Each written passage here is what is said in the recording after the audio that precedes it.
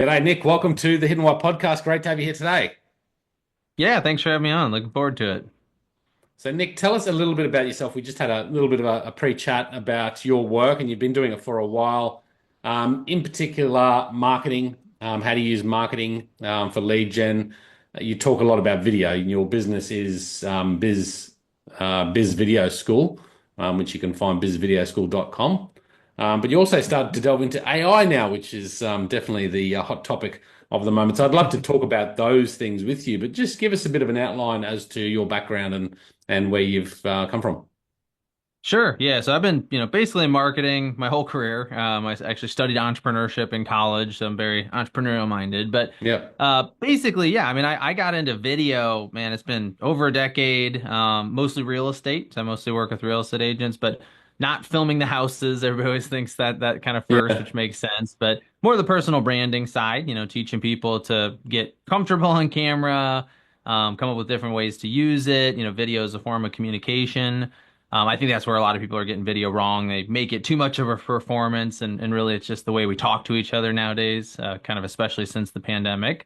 So that's a big part of what I do. And so a lot of that is, building out funnels, helping people figure out what their messaging should be. And that kind of led me to AI. So the past couple of years, I've been actually using AI to write the code to build other AI powered tools. So it's kind of AI creating more AI.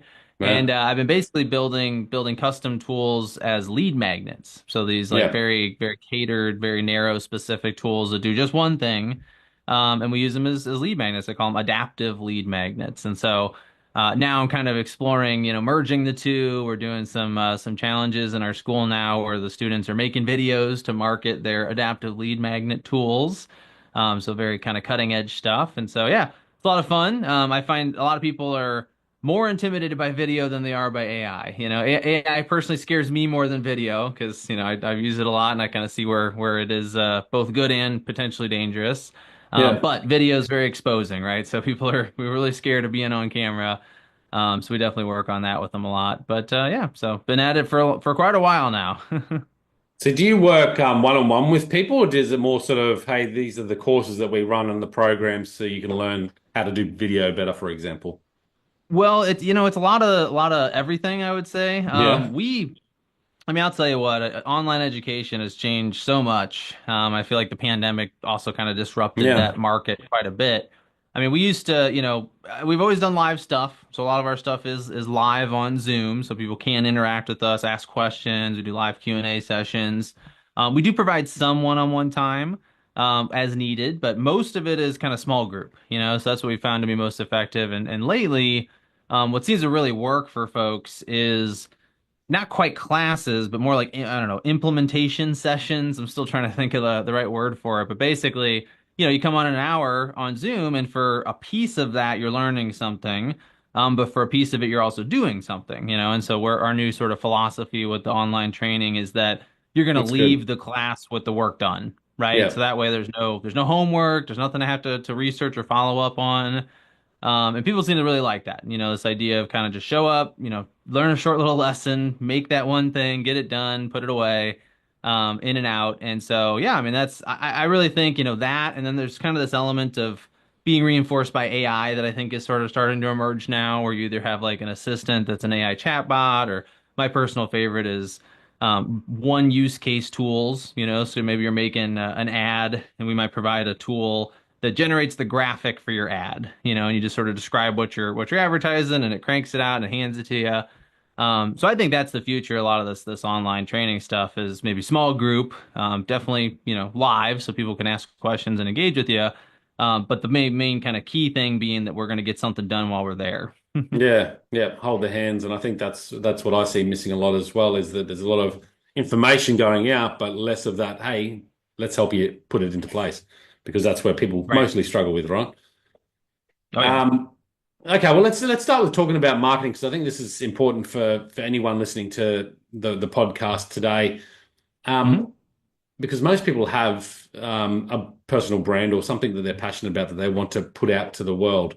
It could just be a passion product, or it could be a business that they're using to make an income. What is it about marketing that's changed in the last 10 years since you've been doing it? if anything, or are the fundamentals still the same? Yeah, I mean that's a great question. I mean, a lot has changed, right? I mean, 10 years, especially in the online world, is forever. So if you look at that, I mean, I think number one is the noise has skyrocketed, and probably my least favorite part of AI is the fact that it's made it a lot easier for people just to crank out a constant stream of junk. Yep. And there are ways to use AI that you can make good content too, but a lot of it's just sort of cranking it out and posting it and moving on. That is probably the thing that's changed the most is just the amount of stuff that Yep. people are bombarded with. I mean, I remember when I started in this business, the stat at the time was like we see 5,000 ads on average every day, and it's probably, I don't know what the number is. It's probably gone up since then. But that's not including social media posts. That's not including all the emails we scan on a given day. So to me, that's the biggest change or sort of challenge is just that to get someone's attention is one thing, to hold it is another, to continue to follow up with them in a way that continues to get their attention. That's all just gotten a lot harder. But you're right. I mean, I do think the fundamentals are still the same, and I think if anything, that is even more of an advantage now is to really dig in on who that ideal customer is. I mean, when I learned this stuff, back in school, it was all, it's very academic, right? But that idea of like the customer avatar and, what are the details of this person and how well do you know that ideal customer? And that's only gotten much more important in my mind, right? So I think, a lot of what we teach our students is look, I know it can be hard. It can feel like you're pigeonholing yourself to kind of pick a person and stay focused on them. But if you don't, I mean, the companies and businesses that are not being clear about who they're communicating with and then finding what are those topics, those triggers, those pain points that person always cares about, they're just getting they're getting, kind of run over by everything else, right? They're just sort of getting blended into all the other noise that's happening. Their posts and their ads and all that stuff just don't get any attention. Hmm. So that's the funny part, right? Is that yes, in a lot of ways, it is just come back to the fundamentals. Are you really understanding your market properly? Are you understanding who it is you're trying to sell to? And do you know what they care about? And it's crazy to see people do this for the first time. They've been in business for 10 years and they go through and they finally think through about it and they finally kind of find those topics that they think are going to work and everything gets easier, right? So I Yeah. think that's probably the biggest thing. So marketing fundamentals. So you start off with understanding your customer, your avatar, Yeah. who you're looking to connect with. hmm Yeah, I think so the step beyond that to me, once you understand that person, so I also say this, like if you're trying to do this and you don't know who that person is, just take like your favorite three customers from the past year, right? Or maybe there's that one person you just really enjoyed working with, you had a blast, you'd wish you could copy them and work with more of them. You don't have to be any more formal than that initially. I think it's kind of a good starting point. But here's the thing that a lot of people won't tell you and this is, and I only say this, well, I say this mostly because I teach video as a skill and people are scared to get on camera, Sure. understandably. You got to care about what you're talking about. So what you don't want to do is you don't want to pick a bunch of topics, like let's say your ideal customer is, I work with a lot of real estate agents. So let's say they're like, a young first time buyer. And they love to go out to happy hours, and have a few drinks and that kind of stuff. But like, let's say you're somebody who doesn't drink, right? You don't have to force yourself to talk about the local happy hour at the bar just because the client cares. What you want to do instead is find where do you have overlap with them. Right. So that's the key, right? So to me, it's like, what are those 3 to 5 topics that my customer cares about, but I also care about, Yeah. And so that might maybe they have 5 or 10 things, and you kind of find yours and you overlap them. We literally do a little Venn diagram in our classes Yeah. sometimes, and we find those overlaps. And what that does is now I'm gonna care about what I'm saying. And if I'm just like writing a social post, maybe I can write about something I don't care about. But if I'm going to get on camera and talk about it, I should probably have some passion there. It's certainly going to Yeah. come across as more authentic and more engaging and more interesting to watch. And so I think that's kind of the next step. And then, to me, the thing beyond that is a lot of folks will talk about frequency. How often are you posting? How often Yeah. are people seeing your ads? Things like that. Definitely important. But I think consistency is what's really key there. And so I don't want, you'll see people like say, oh, post 3 times on TikTok every day. And most business owners like, I don't have that kind of time. I'm never going to get to that level. And they might try to do it for a week and then they fall on their face and they don't do it again for months. And that makes it look like you just vanished, Yeah. like you went out of business, right? So I think the consistency is the next step. So you have your topics, you know you're attracting the right people, and then just show up on a frequency that you can turn into a habit. So if it's once a week, you can make a video or go live once a week or whatever that is, once a week blog post. Start there and then let that become consistent. Let that become something you do on a sort of automatic basis. AI helps a lot because it makes it a lot easier. And then you can increase the frequency. I like to Yeah. kind of build on a foundation, right? So that's kind of a basic overview of some of the early steps, and obviously we can go a lot deeper on any of that. But I think if you can do those things, you're gonna cut through the noise. You're gonna show up in a way that people are gonna notice, and that's the hardest part right now. That's a really good point. So yeah, understanding your ideal customer. One question I have about that is that sometimes I feel, and I'm sure the other people listening would have this question potentially as well, that we focus on the first time home buyer that drinks down the local on a Friday afternoon. It might have been your example there. Are we missing out on a bigger part of the market? Like if we niche down too far, is that going to be a problem? The thing is, so like I live in the St. Louis area in Missouri, and there's a little bit under 3 million people in the greater metropolitan area in this part of the country. So it's a decent market. There's something in the close to the range of 20,000 real estate agents that serve those people. And so I always look at it as like, look, I mean, I can always expand. I can always add another customer avatar if I have to. But if you think about it, it's like, all right, you got 20,000 people competing for the attention of 3 million. That's a lot of people in both sides of that equation, right? So I think Yeah. on the one hand, and so there's a little nuance there, right? Because if I'm in a market where it's much smaller, like in a small town kind of area, maybe just only 10,000 people, yeah, that might be different. I might need to be kind of more broad, but I also don't have as much competition, right? So there's not as much noise. So I think that's the differentiating, that's the part that's going to kind of make that decision for you. So if I am in a bigger metropolitan area with lots of competitors, it's gonna help me get attention by being more specific, right? Yeah. So for example, I always, point out like, look, if you had a big room full of people and you had, 20 agents all standing around the outside and they're all saying, hey, I can help you buy or sell a house. I can help you buy or sell a house. But one of them says, I help doctors buy or sell houses. If you're a doctor in that crowd, you're going to hear that one agent, right? Because it's Mm. it's like when somebody says your name across the room, like you hear your name, but you don't pick up anything else that people are saying. So it's all, you're triggering subconscious things, that's what ultimately is happening there. So I think that's what it comes down to is if Yeah. I have a large audience, I want to get narrow because there's going to be enough people that represent that first time buyer we were talking about earlier. Yeah. And they're going to have things in common. They won't be necessarily exactly the same person every time, but there'll be enough overlap. There's thousands of those people, right? If I'm in a small market and there's not as much variety, then I might want to go a little bit more broad. But otherwise, I mean, until you've captured those target people or they don't exist, maybe you find that out after a little bit of time. That's when I would make a change. But what I've almost always found is if you go in and you do this and you stay consistent, you stay focused for just a few months, all of a sudden you're pulling leads. They're better leads than you've ever gotten because they know you and they like you and they trust you more than people used to in the past because they've seen your content already. Yeah. Yeah. Makes And sense. they start coming in, right? So yeah, so that's kind of a long answer, but that's Yeah, that's that's kind of how I good. see it. That's good.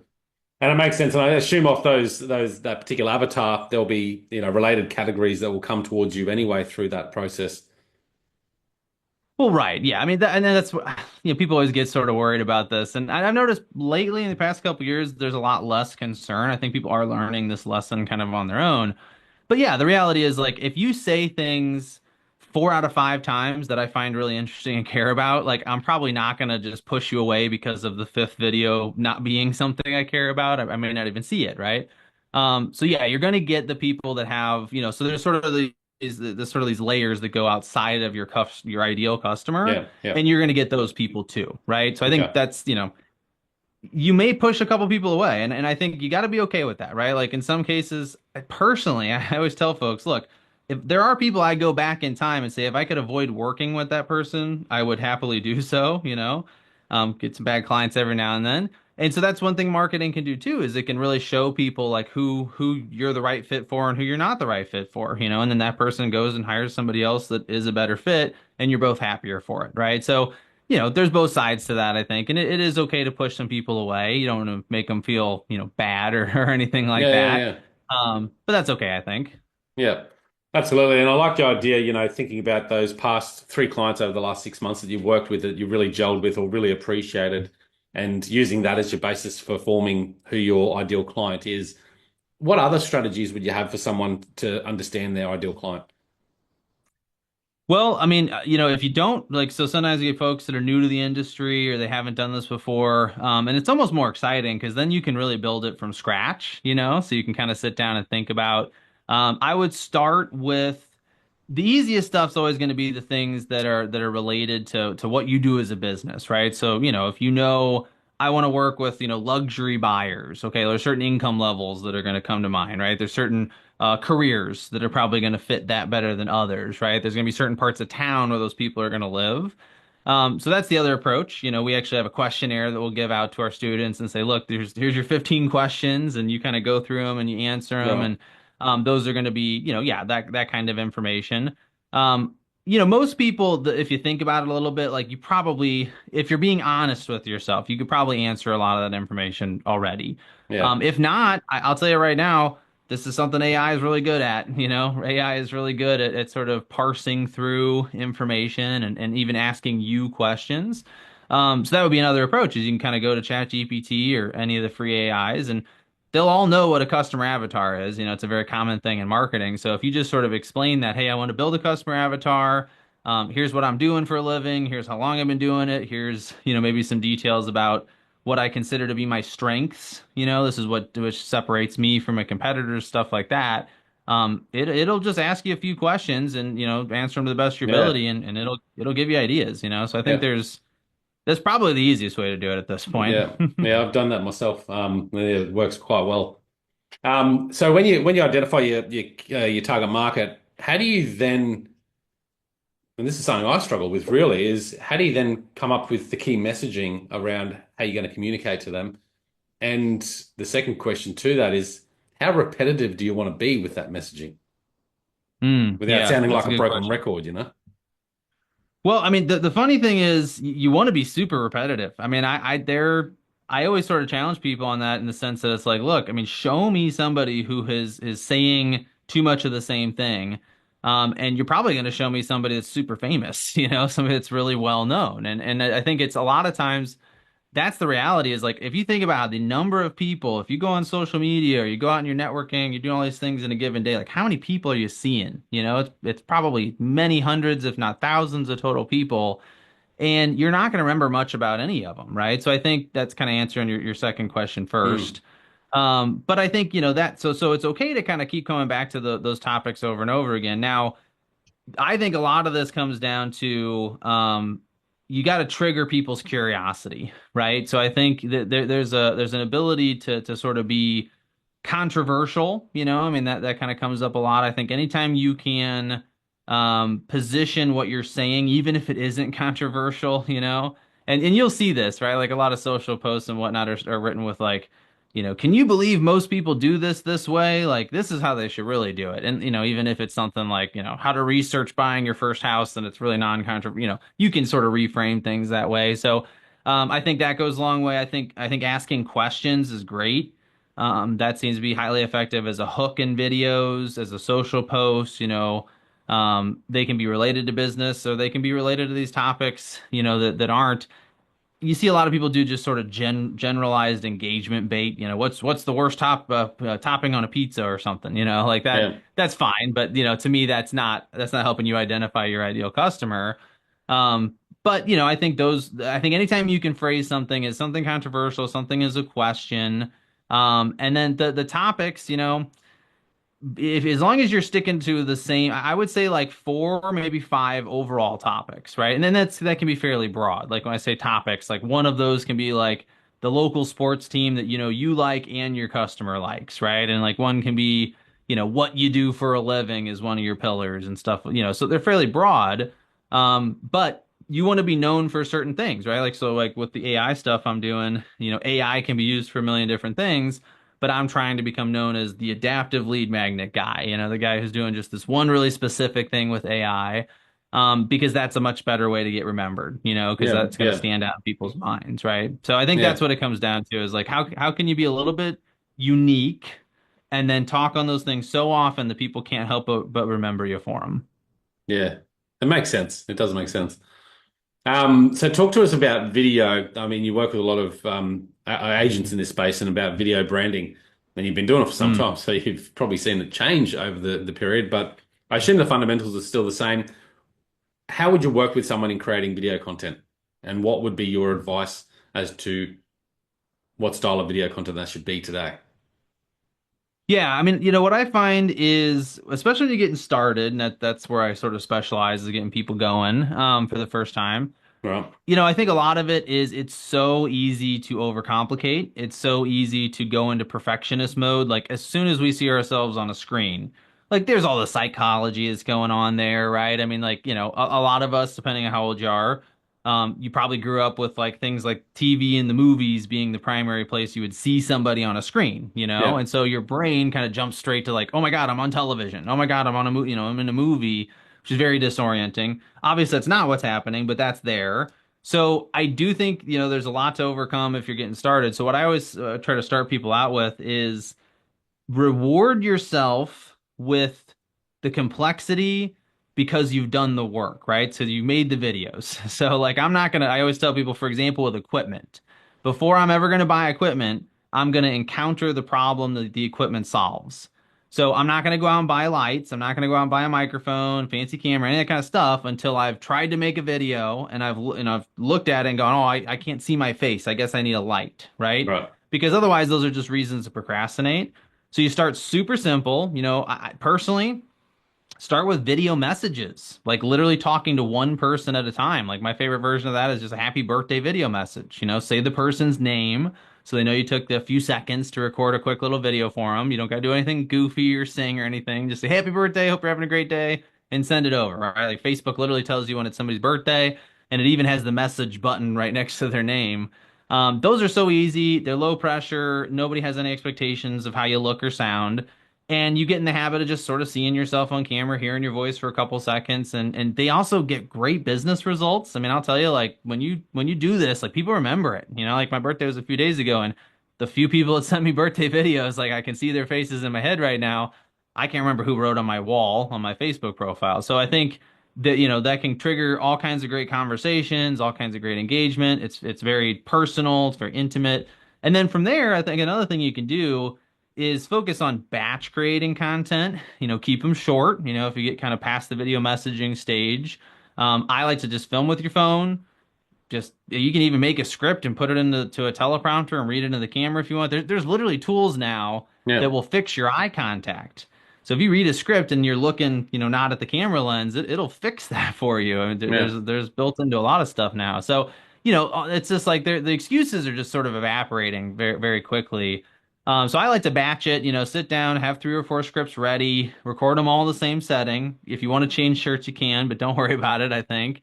And then just focus on getting them out there, right? Because I think that's where a lot of people get stuck is they make a video or two, but they never share them, and they sit on their computer and they hem and haw for months and months. And it's a shame because the more you do it, the less you're going to care about the perfection of it. You're going to realize it's just about getting it done and having that conversation with, 100 people, a couple hundred people, whoever sees it. But that's a lot more people than you're probably seeing in person every week. So the Yeah. benefits are huge to just do something, right? And then Yeah. again, it's all habit. It's all about the habit. So the more you can Yeah. form the habit, the more you can be consistent. That's what's going to get you there.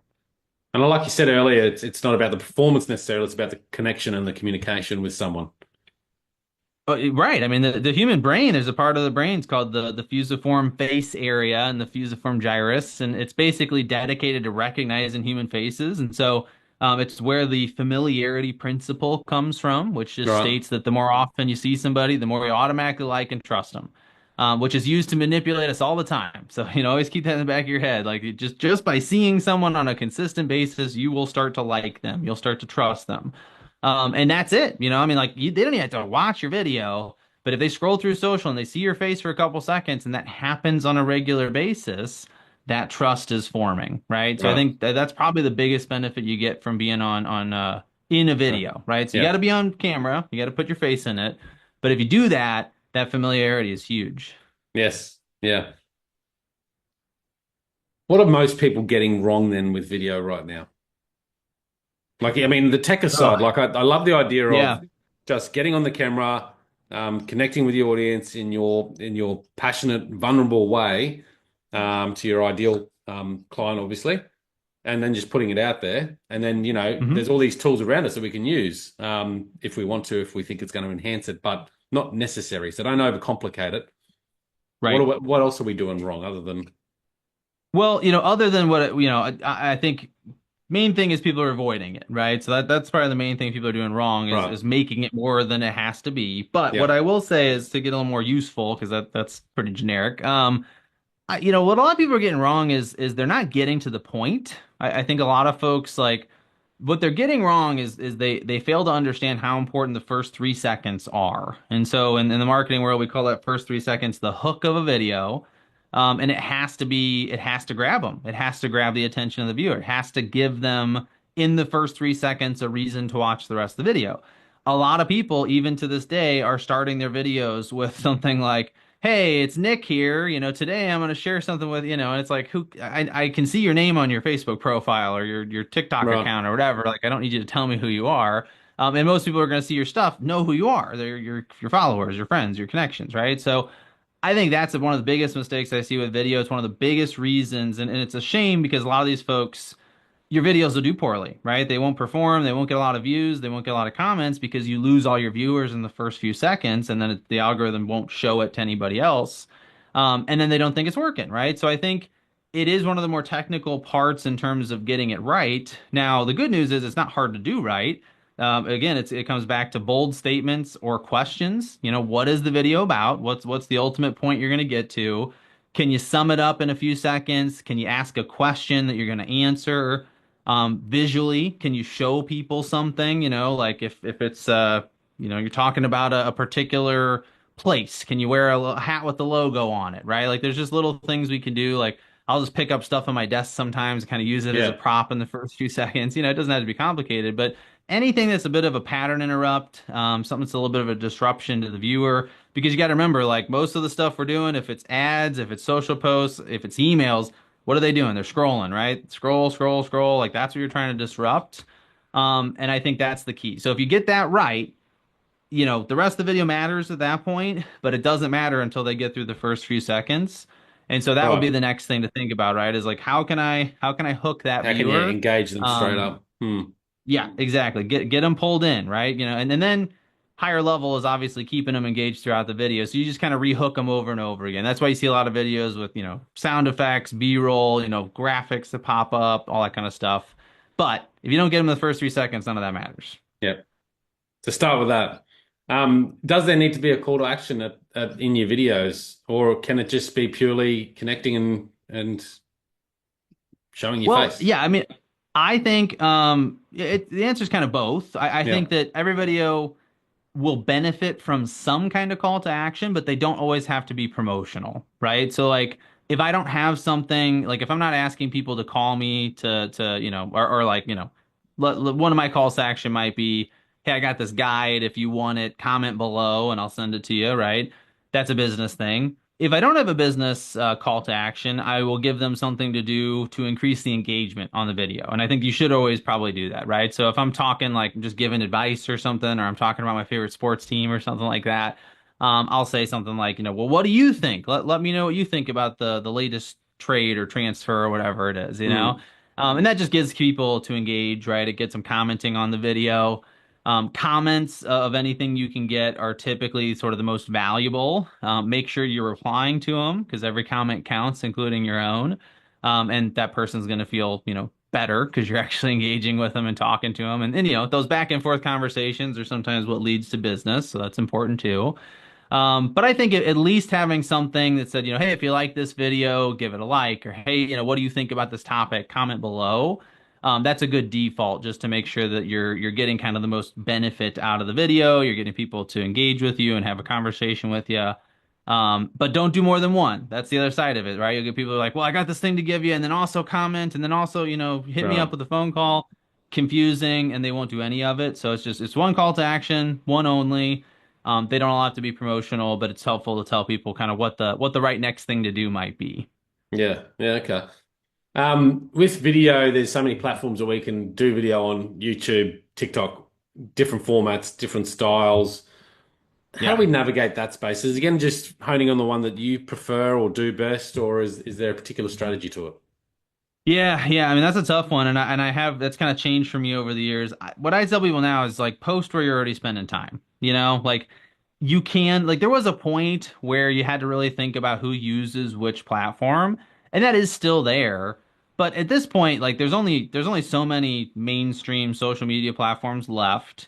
And they all have a fairly diverse user base, right? Like there was a point where the older folks were only on Facebook, and they're realistically using a lot of the other places now too.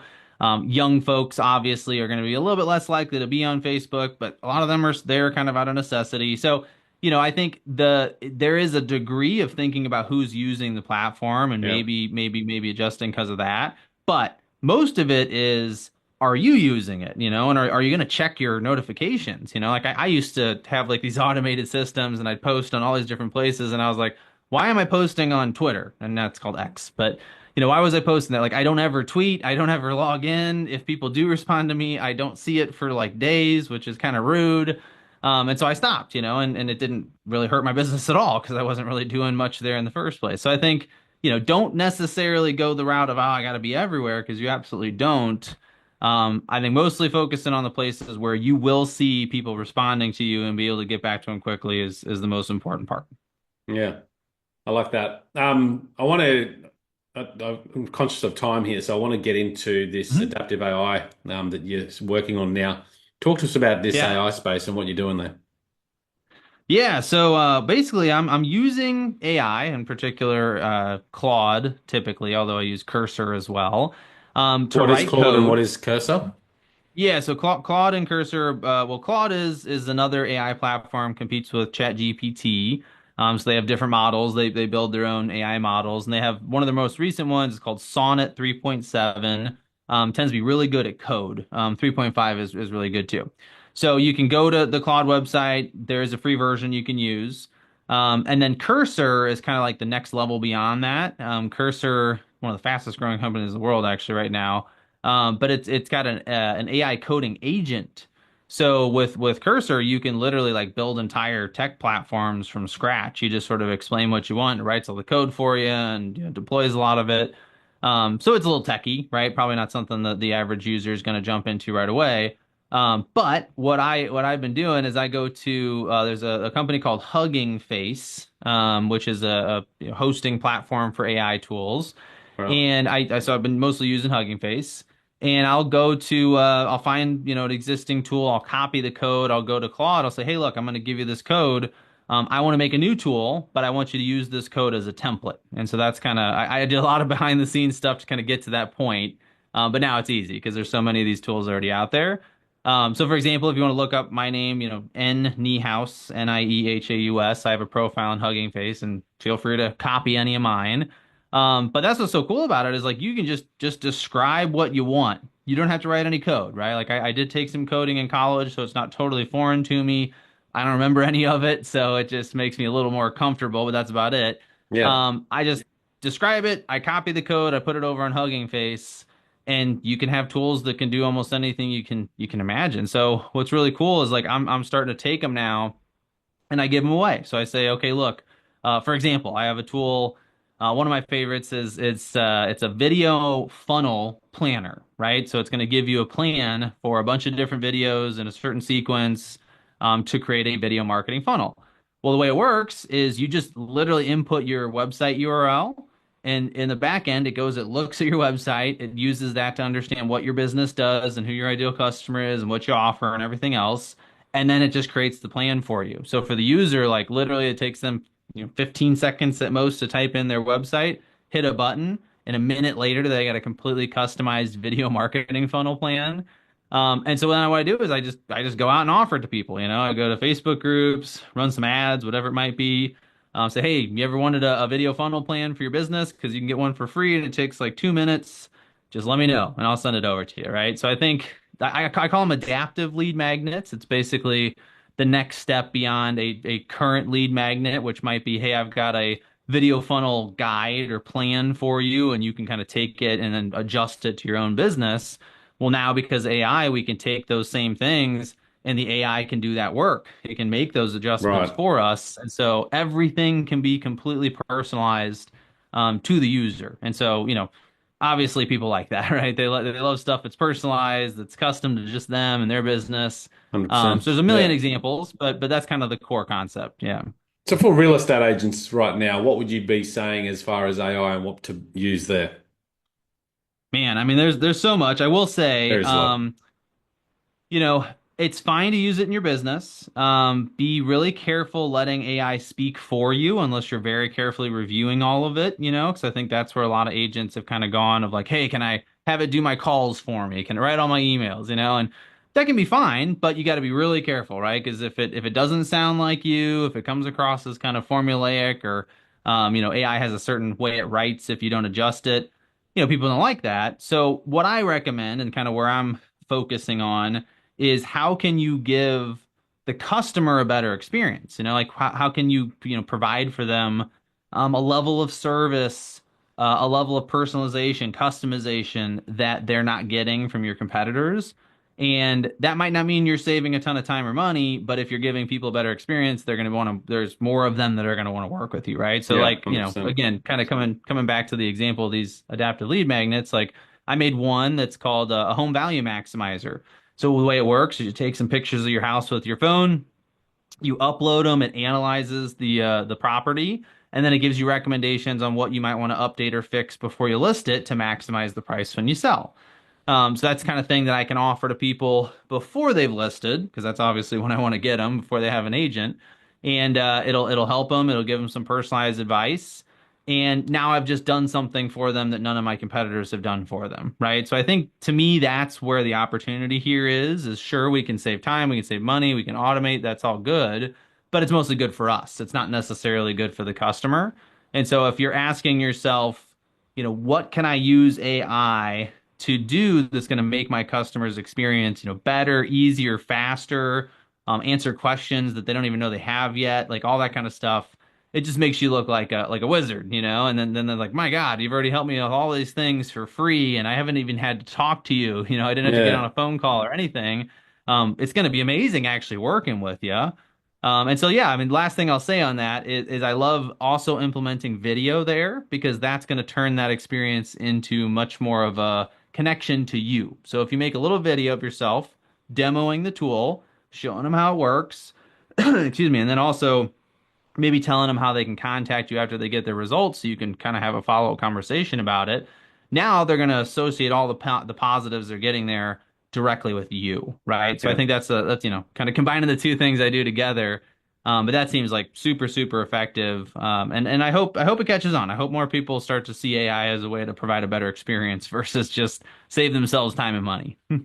It makes sense. No, really good point. And so a lot of these things you'd set up as a sort of a lead page or on your main site as a lead funnel with a little video, a bit of the tool, how it works, so people Yeah, can grab it and absolutely. then Yeah, I think the ideal way to do it, there's two things I'll recommend. One is you go to social and you either make a direct post or even better is you find somebody else's post that you can comment on. So for example, like you'll see somebody in big Facebook groups moving to town. Make sure you're not stepping on toes when you do this, but they may say like, "Hi, I'm thinking about moving to your area. What neighborhood should I consider?" Well, there's 20 agents chiming in. Hey, I'm happy to show you around, all that kind of stuff. So you can chime in and say, hey, I've got this tool that's going to help you answer that. It's called Neighborhood Matchmaker. It's going to help you find your ideal neighborhood. Let me know if you want it. What I've seen happen with those kinds of organic posts is not just the person who posted will say, yes, I want that. You'll get other people asking for it too. So all of a yeah, sudden you'll have a stream of comments below your post with people asking for it. And in that case, you don't have to do much in terms of setup because as long as you have the tool created and it can be hosted on Hugging Face and made public so anybody can access it even without an account. In that case, just say, hey, look, I'm going to message it to you. You message them the link, they use it, and then you just keep messaging them, right? Because now you got a conversation started. So that's one way to do it that I like. The other is you just gatekeep it on your website. So what you do is you make a little video, show them how to use it, little landing page, but they don't get it until they click a button and fill a form out, right? And then once they fill the form out, you've got their contact information. It's a hot lead. Then the thank you page contains the tool. So that way they don't, so there's a couple different ways to do it. There's a lot of ways to use it though. I mean, I also like just leaving them on a blog post, because they help from like a search engine optimization standpoint. Lots of directions to go, but I like to get leads whenever I can. I've been jenning for a long time. So I'm a big fan of doing something that gets me their contact information. Yeah, yeah, 100%. Hugging Face, that's certainly one to check out from your conversation today. Last question I want to ask you, Mhm. because I'm curious to what your thoughts are, and I think I know what they might be, but using video AI. Well, yeah, there, good and bad there for sure. I personally am not a fan of the avatar videos where you're just sort of, there's like a fake version of you. But there are video tools for faceless videos. Like my buddy has a company called Syllabi, that I'm a big fan of that generates videos that you're not in, right? So they're kind of supplemental. I would still make videos that you're on screen in.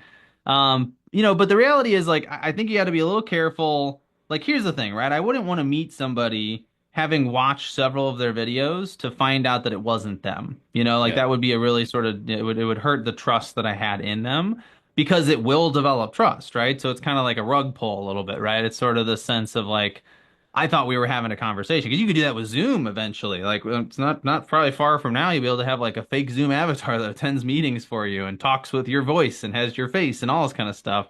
And I just think to myself, like, if I did a Zoom meeting with somebody and found out later it wasn't them, I would feel very weird about that. You know what I mean? Like that would be very kind of disturbing. So, that's just my opinion. Obviously, not everybody yeah, shares that opinion, but I do think there's something there in terms of the trust.